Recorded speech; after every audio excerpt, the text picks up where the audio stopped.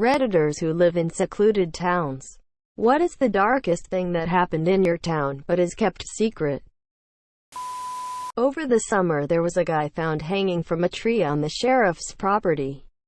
The sheriff disliked this young man and treated him poorly during his incarceration at the county jail. Many witnesses said that the day he got released from jail, the sheriff invited him to his secluded property and told him he could help him get back on his feet. 2 days later, a couple of teenage boys fishing in a creek discovered the guy hanging in a tree. Authorities was notified. No investigation was done, and it was immediately ruled a suicide. This boy was a known drug addict with no family or friends, so there was really no one to press the issue. The local news wrote a small article on "Man found dead from apparent suicide," and then it was hush. Hush after that. It's just one of those things we will never know.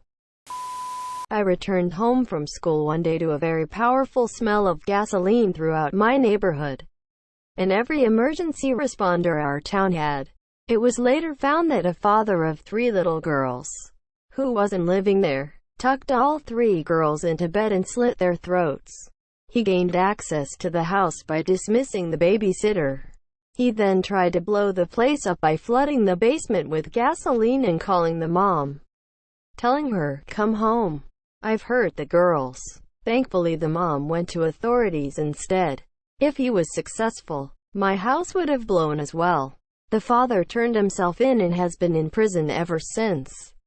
The daughters were memorialized with a playground and the house has been torn down.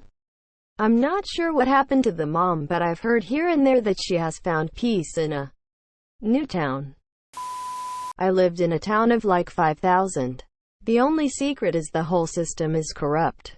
One police officer got caught stealing painkillers, basically got a reduced and deferred misdemeanor, so in like 3 months it was off his record and back to being a cop.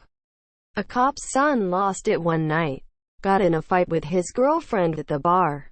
My best friend was the bartender and kicked him out. 20 minutes later he is outside putting holes into the bar with a semi-auto. Amazingly nobody got hit. The cop's son also got his charges reduced from basically attempted mass shooting to discharging a firearm within city limits. I don't think that's even a misdemeanor. There's so much more. But the gist is corrupt people run the paper, the police station and the court. If you're in this circle you can do whatever you want, and if you're me you will get sentenced to 1 year in prison for 1 gram of weed. I got the fuck out like 10 years ago.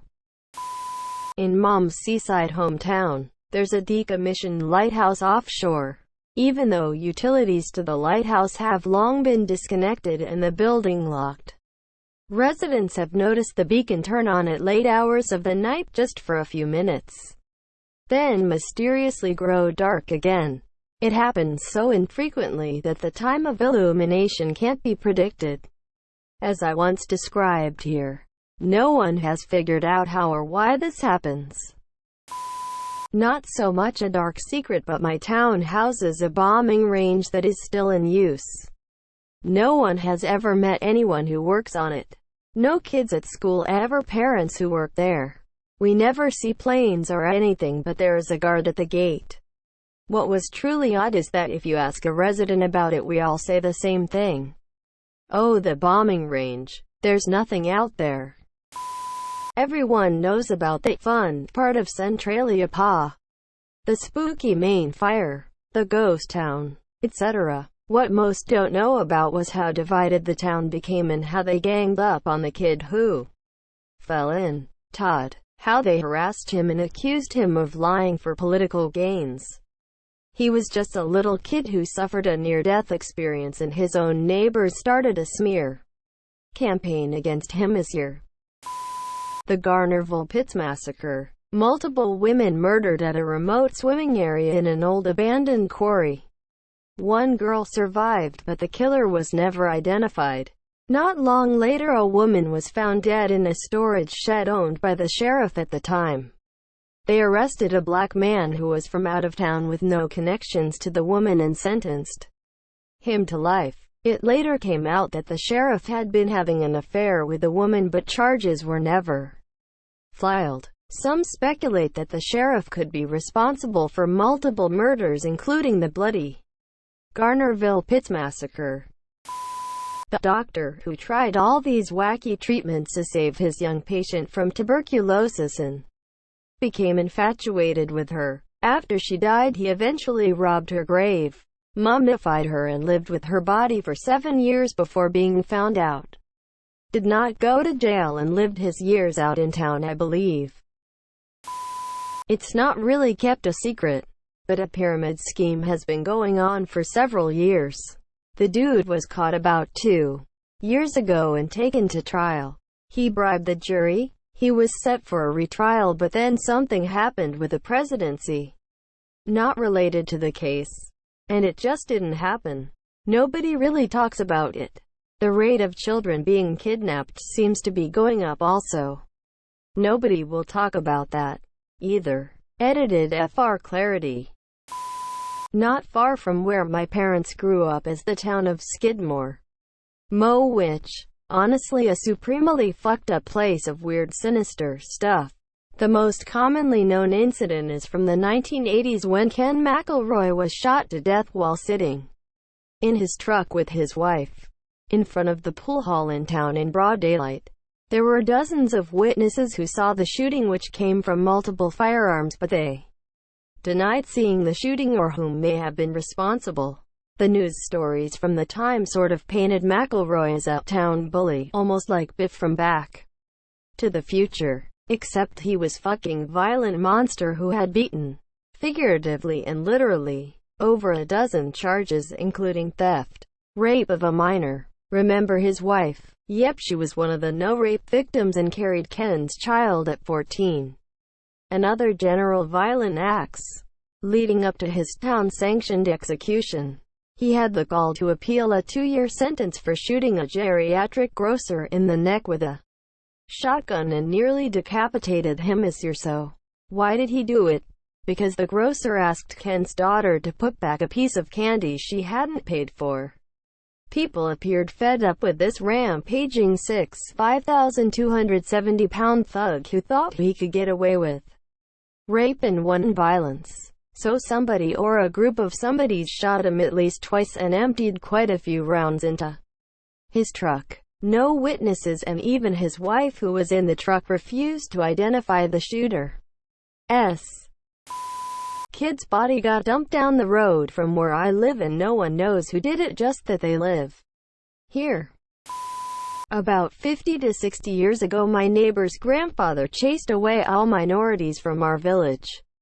He set their houses on fire and destroyed the properties they left behind, so they never came back.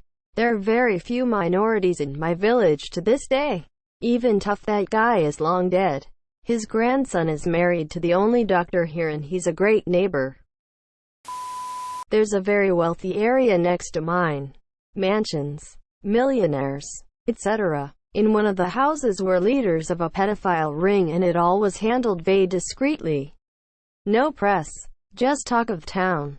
Also, one mother was the one who exposed them with the help of the FBI. A kid also committed suicide in this area too. No press, and a girl rode her bike to a bridge and jumped off. In my own area a long time ago, there was a Satanist church where a few dead bodies were left on the door. It shut down. Then another time, newborn babies were being abandoned in dumpsters. The daughter of divorced parents was raped to death by the mother's boyfriend. She was 6. Her father was contacting CPS and presenting evidence that the man was abusing his daughter under her mother's care. Nothing was done about it until she was life-flighted to Salt Lake, where she died of her wounds, and early in the investigation the mother admitted to letting her boyfriend play with her. The worst part is that because the murderer was part of the tribe, all he had to do was stay on tribal lands to not be taken into custody. So while the long process of an FBI investigation and the FBI jumping the correct hoops to make an arrest on tribal land, this man walked freely as long as he was on the reservation. Most people rejected the abuser, murderer entirely, but what hurt more is seeing the people who went out of their way to help him. His family tried to open a food truck where the highway passes through the res so he could have a job. It earned a large protest considering the size of the town, and few out-of-towners stopped for tacos, so they fortunately had to shut down. The man's cousin was chief, so he was given a job in the dispensary. Some other members of the tribe who worked there walked out on the job and went to the council to try and stop it. Fortunately, as of now, the FBI has taken the mother and boyfriend into custody, and they're awaiting trial. I've been called for jury duty twice now, and it's been cancelled each time. Well, nothing has happened to mine. But I heard of one town where there was a rapist, vandal that was getting on everyone's bad side. He had a really good lawyer and never went to jail. One day the whole town gathered around his truck and started shooting. When investigators came to town, nobody said anything. My childhood town was very small. About 1,000 people maybe. Our neighbor had kids, and then was arrested for the discovery of a meth lab in their basement. Parents went to jail. Kids went to foster care. Still don't know how they are doing to this day. In my hometown, the local high school is very deeply connected with the identity and the community of the town. So some years ago, it came out that one of the original beloved principals of the high school in my town was a pedophile and was molesting boys on the football team. This was happening in the 1950s, but the news came out rather recently when people started stepping forward. The guy was already long dead and gone, so I don't believe there was any legal action. The town just quietly removed his name from any plaques and signs, and there were a few news articles about it. But then that was that. It's a Christian conservative community, so it was a huge blow to the town's image. So not exactly a secret, but most definitely a taboo subject that no one likes to talk about. Then sometime after that news came out, there was another beloved teacher at the high school that was caught having a relationship with one of his former students fresh from graduation. This guy was in his 40s, so it was rather creepy. The school totally covered that one up, and there is still speculation as to what happened. But that's the story I heard. All that is known is that the school removed him immediately without a word, and he was not seen or heard of from again. All his social media accounts went dark and he vanished. It was really bizarre.